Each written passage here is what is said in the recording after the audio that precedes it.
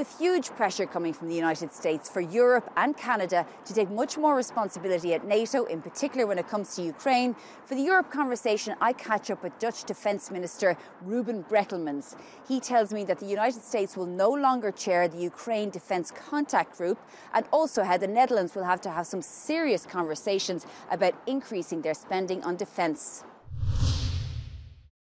Ruben Brekelmans, Minister for Defence for the Netherlands, thank you very much for joining us on the Europe conversation. Thank you. Now, we're here at NATO for the Ukraine Defence Contact Group meeting.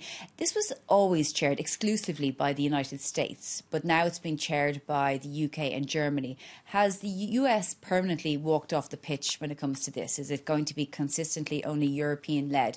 Because that is a symbolic as well as a practical change. It has been taken over, the chairmanship has been taken over by Germany and the UK. I think it's very important that we all decided to continue the UDCG, the Ramstein Group, a cooperation of more than 50 countries to support Ukraine. I think it's also important that the United States remains involved. So today, virtually, Pete Hegseth, the American Secretary of Defense, was also joining and also sharing how the United States is keeps supporting Ukraine. But you're not concerned that the US is no longer chairing that? The United States has clearly stated also today that they remain committed in their support to Ukraine, that they keep delivering what they promised.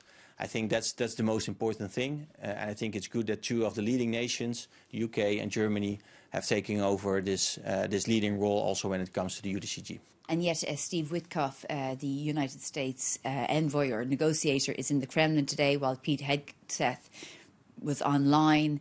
We also see the US putting much more pressure on the Ukraine when it comes to concessions during these peace negotiations. What's your own interpretation of this setup? We see a lot more reluctance from the Russian side to compromise and to talk seriously. So I think it is good that also more pressure is put on Russia because they need to compromise to a larger extent, I would say, but they need to compromise much more than they are currently doing. I think what's also very important is that we continue the support to Ukraine and that we step up our efforts.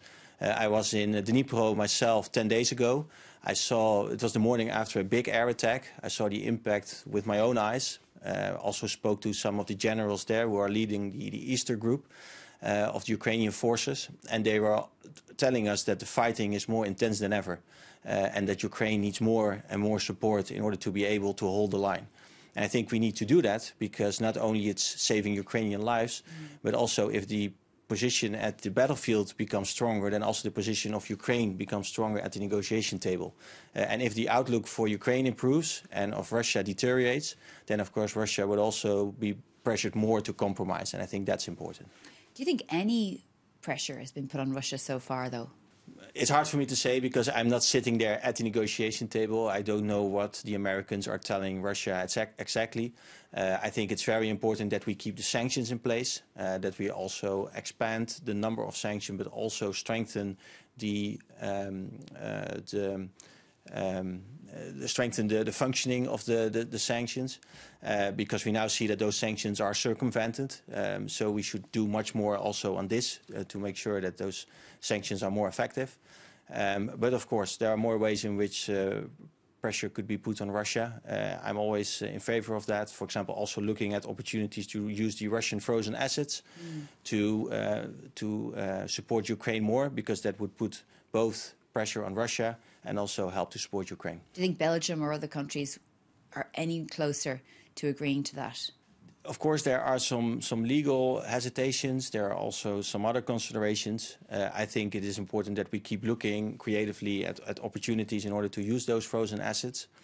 As I said, it is important because we need this continuous flow of military support to Ukraine. Because obviously the Netherlands has been a huge supporter of Ukraine with F-16s from a humanitarian perspective, from a legal perspective in terms of investigations into international humanitarian law breaches.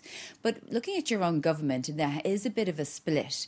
There was a €3.5 billion discussion within the government, within the parliament, and one of your political partners, Geert Wilders, was against supplying more money to Ukraine. Can you tell us a little bit about the situation that you find yourselves now in as a Dutch government with somebody, a senior partner, really against supporting Ukraine, and how will that fare in the long term? So we, of course, in the Netherlands, we have a coalition with 4 parties, and we created a coalition agreement. It took quite a long time in order to get there.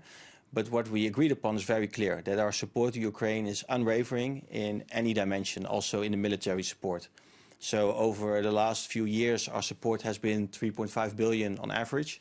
And that's why we also decided that we will spend another 3.5 billion next year, and that we will accelerate and front-load that support so that we can already spend 2 billion of this year. Will the Netherlands have to maybe take money from elsewhere, other social services, health, education, housing and so on, to continue to pay for this, particularly at a time of such global instability when it comes to economics and finances throughout the world? If we want to spend increase our defense budget to a large extent, so of course there's now a discussion about increasing the NATO goal, and it's about serious numbers. So in the Netherlands we are around 2% now. That's what's in our budget. And if we grow to a much larger percentage, of course, agreeing on that in itself is not the difficult part, but how to fund that, how to finance that. And that will require political decisions that are difficult. There are 3 options in theory. You either raise taxes, you cut spending, or you raise your debt level. And those are all 3 are difficult political discussions. We are having some of those discussions now in the Netherlands, but that's only for next year. For us, an important moment is going to be the NATO summit in The Hague, in our country, for the first time in history. With the 32 countries, we need to agree upon a new NATO defense investment pledge, a new percentage. What would you think is the best option? Do you think that maybe this financial mechanism within the coalition of the willing might be something that the Netherlands could borrow off, or do you think the money should come from taxes? Because obviously the Americans are saying 5%. Maybe it'll come down to 3.5%, 4%, but it's still more than double what you're paying already. What would your preference be? So I think it is important that in every country, whether it's any NATO member, NATO ally, or any EU member, every country needs to have this political discussion. So if we want to increase our defense spending, what type of political choices need to be made in order to fund that? And that's not easy for any of us, but we all need to have these national discussions, also in the Netherlands. And for me, it's hard to predict what comes out of it. And of course, there are EU instruments that can support in this. But the lion's share of this should take place on a national level. Do we know any more in relation to this potential reassurance force or peacekeeping force or whatever that might look like after your meetings with the coalition of the willing? Obviously, I know the Netherlands would be involved in it in some way, but do we know what it might look like and whether Europe could be there for a backstop to support Ukraine with the absence of the United States? Yeah, so I think the military planning has taken place over the last few weeks, so it's now becoming more clear how a potential European involvement can look like. But what we do still see is that, you know, the coalition of the willing consists of around 30 countries, and different countries still have different interpretations on how such a military engagement should look like, what the objective is, what the mandate should be. How it would relate to a potential monitoring mission, which is something separate, but should take place at the front line. Could it happen without the security guarantees of the United States? Could Europe and the coalition of the willing and other countries stand in for Ukraine in a way that Ukraine has been failed for so many times? We need to have the United States on board in the sense that they are playing a central role now in the negotiations. They are playing a key role when it comes to European security and also, of course, when it comes to the support of Ukraine. So they need to be on board in some way. I think what we should do now is make sure that we have a clear plan, that European countries can also say, okay, this is what we can bring to the table, and then specifically have the conversation with the United States on what their role is going to be. But it's too early still to say more details about this because there are still many different ways in which the United States can be involved. The Netherlands is trying to boost its military or expand its military, and you sent out this questionnaire to 18 to 27-year-olds. What are you trying to achieve by sending out a questionnaire to young people about potentially joining the military? What would be the objective here? The objective would be to have people think about whether they would be interested to join the military or whether they would do as we call it, a service year. So it's a 1 year in which young people can get to know our military. And after that 1 year, they can decide whether they want to join or whether they want to become a reservist or whether they want to do something else. All options are still open. We don't want to have any subscription. That's not what we are going to do. We want to keep it voluntary. But this is a way to have young people think about, whether defense and whether the military would be something for them. But it's a seismic moment, isn't it, that you're doing that? So we need to grow in terms of budget. Of course, we are growing, but we also need to grow in terms of the material that we procure, but also in the number of people. We have currently around 75,000 people working for our Ministry for Defense. We need to grow towards 100,000. And on top of that, we want to have much more flexibility. So we need up to another 100,000 more, mostly reservists, to make sure that if tensions arise, that we will be able to mobilize more people in order to support our military. Do we know much about America's plans to potentially reduce the troop size in Europe from 100,000 to potentially 50,000 or somewhere in between? So far, they haven't announced any reduction. The US is committed to NATO, also when it comes to Article 5. They very clearly state that. But they also said that Europe should do much more, that it's not about burden sharing anymore, but about burden shifting. And what I see is a great willingness among European countries, including the Netherlands, to step up our efforts.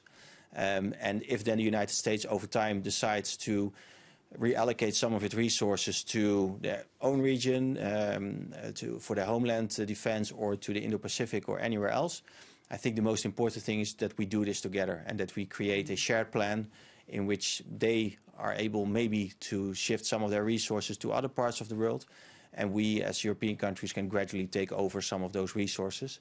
But we need to keep the United States on board. They will remain essential to our security. But I think it's also in the interest of the United States to keep NATO strong, and that's also what they always state.